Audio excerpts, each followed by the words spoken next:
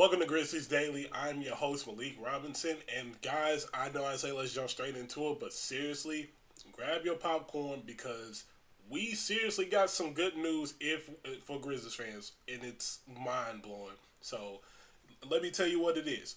Giannis Antetokounmpo, reported from Shams Charania, is not necessarily asking for a trade or to be moved, but he is open minded about the decision, and it's been clear that the Bucks do probably are probably going to respect his wishes and move on from Giannis Antetokounmpo. But that's not the part that gets me. The part that gets me, and this is from a reliable source on Twitter that I've been following for years. Giannis Antetokounmpo is reportedly intrigued by the idea of playing in a state with no income tax. What that means is this goes for about five teams: the Heat, Rockets, Spurs, Mavs, and most importantly, the Memphis Grizzlies. Tennessee has no state income tax. And here's a crazy idea for you: Giannis is already a part owner for Nashville SC. That's like I said, I'm not the kind of person to push hypotheticals, but I could not report this and not talk about it. I'm sorry. Giannis Antetokounmpo possibly to Memphis. If they make a deal for him, we have to discuss these things. And it also was reported from Shams that Giannis Antetokounmpo wants to play alongside another top star. Oh God, excuse me. I'm very excited. If you couldn't tell, Giannis Antetokounmpo wants to play alongside another top star who would take some burden off of him. Giannis and his representatives are actively looking into other potential destinations as he mulls over his immediate future with the Bucks. Now, if you ask me, no bias aside, um, John Moran is a great star to play alongside Giannis. I mean, Giannis is a live threat. You can play the pick and roll much deeper with a guy like Giannis. He's been improving his 3 point shot, making it easier to space the floor. I mean, he's a guy that can play ISO, the post. He's a guy that can take over the game at will, push the fast break, which is something that the Grizzlies have been trying to master. And obviously, they haven't really mastered it yet because of the turnover problem that they dealt with this year. But with a guy like Giannis who can just simply become a one man fast break, similar to a John Morant, this would be monumental for the Grizzlies. If I'm being honest. Now I do know there are concerns as far as spacing because yes, Giannis is improving his 3 point shot, but obviously he's not necessarily the best shooter or the best free throw shooter per se. But me personally, I feel like Giannis would be essentially a perfect fit for the Grizzlies. We've already seen multiple cases where Giannis vouched for John Morant or spoke on John Morant. So I think really I think if we're being truthfully honest, the Grizzlies would be dropping the ball if they didn't at least attempt to make a deal for Giannis. With that being said, I don't know who you give up, but respectfully, and I mean this with all due respect, if Milwaukee calls the phone saying, we want Jaren Jackson Jr. and Luke Kennard and Vince Williams Jr. in three first round picks, respectfully, I'm not hanging up the phone until they're happy with that deal. I'm sorry. Look, I love Jaren. I love the other guys. I really do. But when you got a top 10, nearly top 5 player in the league right now, possibly in the world, you do anything you can to make that deal happen. I'm sorry. That's just a reality. Now, granted, I've seen Zach Kleiman fumble the ball heavily on these kinds of things, and I truly mean this. If he wants to set up a guy like Thomas Isolo in his first year of coaching, you need a guy. You need a guy with championship experience, and if out of every star in the league that's willing to go to a different team, Giannis is one of those guys that you want, especially if the opportunity is there. So I think Zach Kleiman, honestly, you need to just ask, hey, what do you want? So who do you want? Because I want this deal to happen, and I'm telling y'all, if this deal happens, the expectations change tremendously for Memphis, and it sets them up great for the future. I mean, look, Giannis and Dame could have worked if they had better health around them. Obviously, Damian Lillard just couldn't stay healthy, and that's really unfortunate for them. And plus, the coaching situation that was also a burden for them as well. But Giannis out to the Antetokounmpo to Memphis. We're gonna be following this the entire all season because this was not on my bingo card at all. This was not on my radar. I did not consider this a possibility. But seeing the signs happening together, I'm not gonna be the person to be like, oh, Giannis Antetokounmpo is coming to the Grizzlies. No, I'm going to call it how it is. Giannis Antetokounmpo is possibly considering the Grizzlies, and the Grizzlies should possibly consider, not even possibly consider, the Grizzlies should definitely consider seeing what it takes to bring him to Memphis. Because if you want a championship roster, you make championship moves. And speaking of championship moves, Kevin Durant, it's been clear that he is looking to probably go elsewhere and get traded out of Phoenix. Now, a team that I've seen on the radar is the Houston Rockets. Everybody's been talking about the Houston Rockets. I have a tweet here, basically kind of saying where the Rockets are going. This is from another reliable source on Twitter. So, the Rockets essentially were looking into the idea of possibly trading Jalen Green with, you know, with I'm sorry. The Rockets were looking into the idea of trading Jalen Green, but it's been pretty much confirmed from the front office that, hey, Jalen Green isn't more than likely going anywhere. We have the confidence in him, which, in my opinion, is a little questionable. But hey, hey, I don't follow the development of Jalen Green. I've said over the course of years and on record that Jalen Green has not taken that step that we've wanted to see, and it's shown drastically. And I hate that for him, but that's just the reality of things. So pretty much this tweet, kind of going into what they're looking for, right here. So it says, Rockets, and this is from the New York Times. The Rockets have previously held serious interest in the Suns' Devin Booker, but team sources said that is no longer the case. Not only do team officials still have faith in Jalen Green, who is 5 years younger than Booker and $66 million cheaper over the next 3 seasons, but also Booker's seasons last season shifted the thinking on this front. Now, with that being said, the Rockets are also a team going after Giannis and right now Kevin Durant. I wholeheartedly disagree with that statement. Part of Devin Booker's struggles was simply the fact that he had to play the role of point guard. Even with Tyus Jones on the team, you're asking him to strictly, heavily increase his role into a playmaker and rather than a 3-level scorer. So I don't necessarily agree with that statement right there.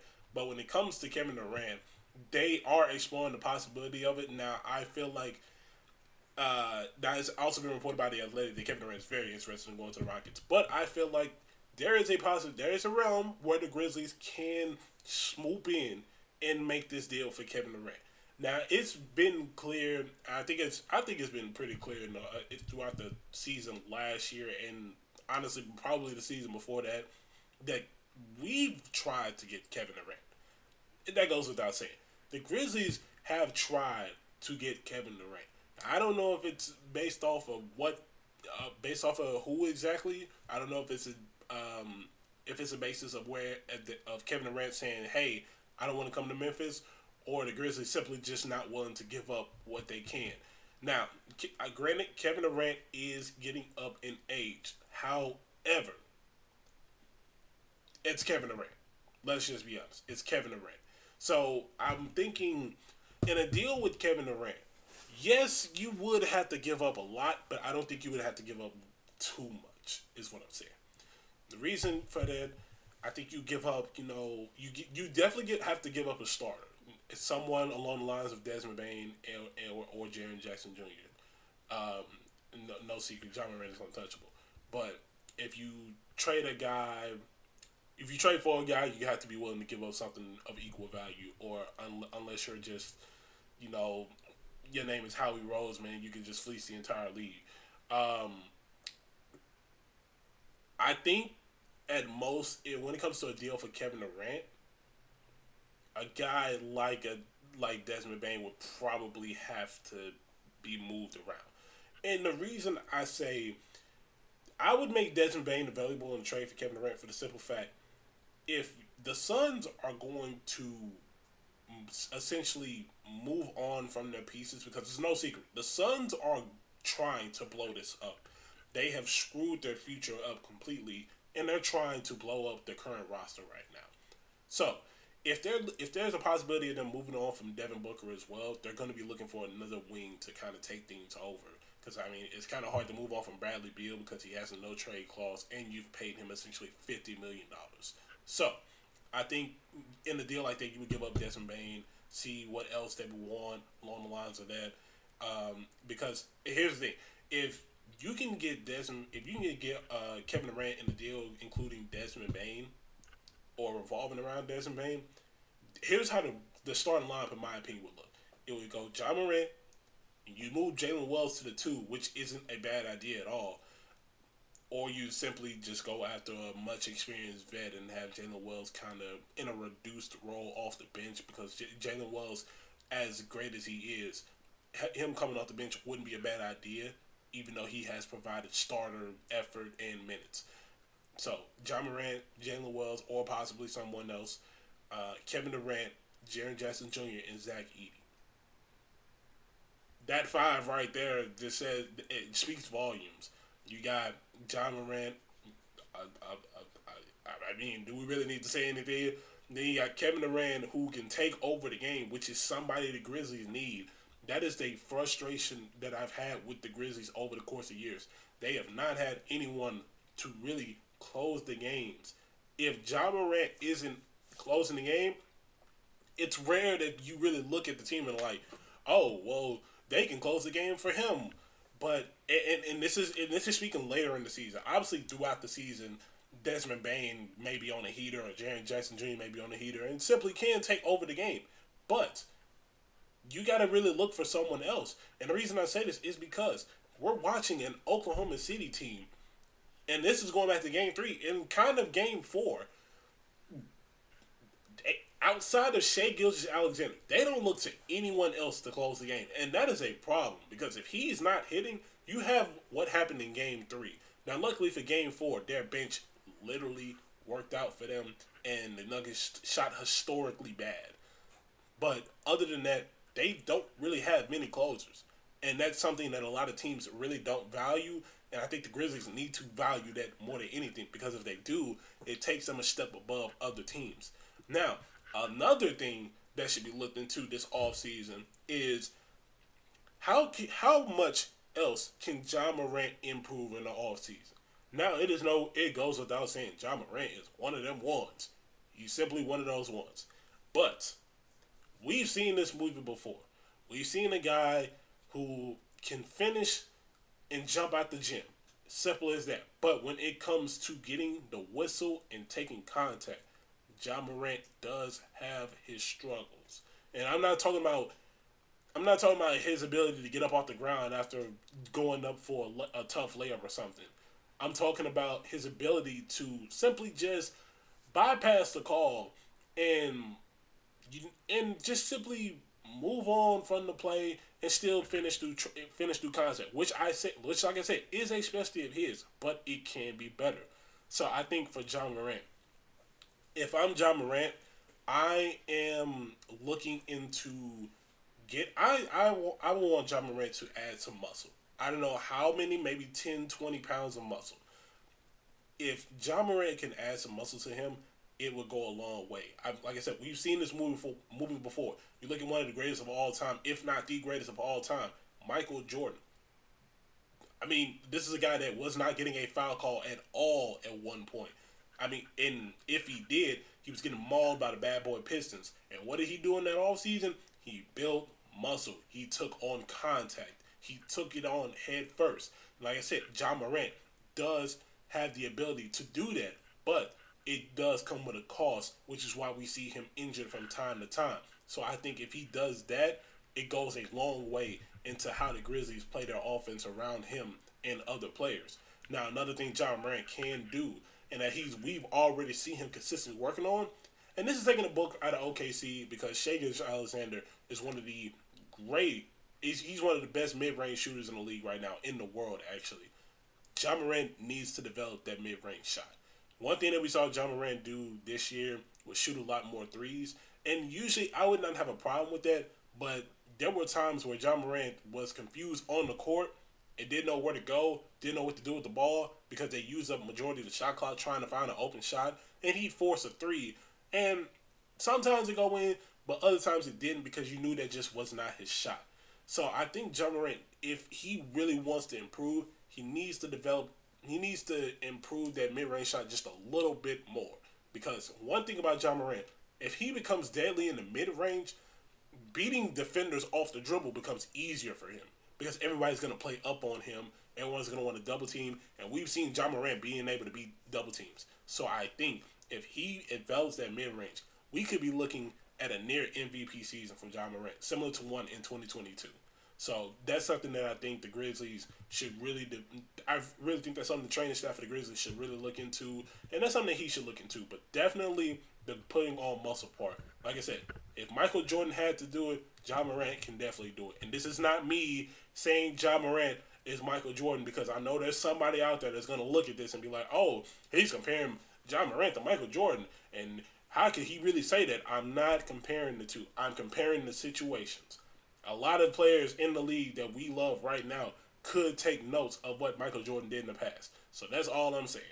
Now, another guy who could improve this year in the offseason, G.G. Jackson. G.G. took a step back this year.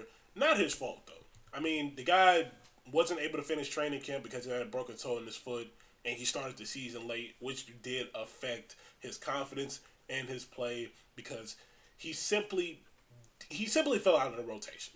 Later in the year, he fell out of the rotation, didn't really get many playoff minutes, and I felt like that really hurt the confidence of the team because everyone went into this year thinking G.G. Jackson is going to be the catalyst off the bench. Everyone went into the season thinking that. But when he got hurt, it really did kind of reevaluate things as to like, okay, who do we go to next? It's just that simple. Who do we go to next? And then the Grizzlies trading away a guy like Jake LaRavia did not help either because it's like, man, where do we... Okay, we our best bench guy who took over for the guy that we was looking to come off the bench with energy is now gone to Sacramento. So I really feel like that's something that really hurt the Grizzlies, but there's a possibility to fix it. It's a possibility to fix this kind of thing. So I really think that G.G. Jackson, he doesn't need to put on muscle. If he wants to, perfectly fine. He's done it. He did it last year. If he wants to do it again this year, perfectly fine by me. But what G.G. Jackson needs to do, and I've seen his improvement. I actually just watched a video of him working out in the open gym. G.G. Jackson needs to learn how to score in less dribbles. One thing that I see G.G. Jackson do every possession, he'll get the ball at the wing or at the top of the key. He loves to do a fake jab into the cross. That's not a bad move, but teams pick up on that very easily, especially when they're expecting to send a double team in the zone. So I think G.G. Jackson needs to learn how to essentially become more of a better scorer on less dribbles. Basically, work on his triple threat game. Simple as that. And another thing that I think he could do, G.G. did not take many catch and shoot shots this year. I found him taking a dribble or taking a few dribbles before taking a shot, which isn't a bad thing, but it also kind of helps the defense recover, especially if they're moving around a lot, and especially with a high-paced offense like this. Teams get tired on defense with the Grizzlies, but we've seen too many cases where the Grizzlies were very stagnant and relying on the pick and roll or relying on someone to just magically be open. I think if he works on this catch and shoot game and just simply decides, hey, I'm just going to shoot over you, I feel like that's perfect for the Grizzlies. So G.G. Jackson's impact is beyond what it already is now. It has the potential to be something amazing, something along the lines of how Santi Aldama was earlier in the year. And another thing that Gigi can do, same thing with Santi, is improve slightly on defense. There were times where I did see Gigi Jackson kind of lost on defense. I don't know if it's a miscommunication thing or what. And this is not me calling out Gigi Jackson at all, because Gigi Jackson has been improving his game. That is one thing you cannot say about Gigi Jackson. He is in the gym. It goes without saying. But I feel like he needs to be a little bit better in communicating on defense. And you kind of see that in games. Now, there hasn't been any major situations where it was like, man, Gigi forgot his man or something. But at the same time, any improvement helps the Grizzlies at this point, especially with their young core, and the possibility of getting another top star in the league. I mean, you asking? I mean, I've been one to say experience. The two guys that I was talking about earlier, that's the experience that I was talking about. And another thing, added to those two times before I head out, getting guys like either Giannis or Kevin Durant hypothetically brings other free agents to the team. If you make a deal involving one of the two players that I just named, you're definitely clearing up some form of cap space, reworking the deal with them, still making room to sign other free agents to help the bench. Because one thing about Giannis, he knows how important it is to have key players on the team and off the bench. I mean, this is a guy who had a deep roster in his championship year. Now, granted, the Grizzlies may not have Drew Holiday or Chris Middleton, but they do have the potential to get other key pieces. I talked about that in the last video. Who the Grizzlies can bring along and string along to make these kinds of deals. But this is all just hypotheticals. Nothing is confirmed right now. The draft lottery just happened, and obviously the Grizzlies aren't a part of it. But this is just something this is something that I'm going to be looking through throughout the entire offseason. And if I find any new developments, I will bring it to you guys, because I could not record this and not talk about the biggest thing raving on Grizz Twitter and Grizz Reddit happening right now. So I'm going to be following this. Gonna be on Twitter. Make sure to follow me on my social medias, and make sure to subscribe to Grizzlies Daily right here on YouTube and turn on those post notifications so that way you're in the know of when we post. So hey, if you want to know the top Grizzlies news, I'm the guy. I'm looking through it for you guys. And if you got any kinds of takes or opinions that you want me to speak on, feel free to shoot them to me. Until then, I will see you guys in the next video. Everyone stay blessed.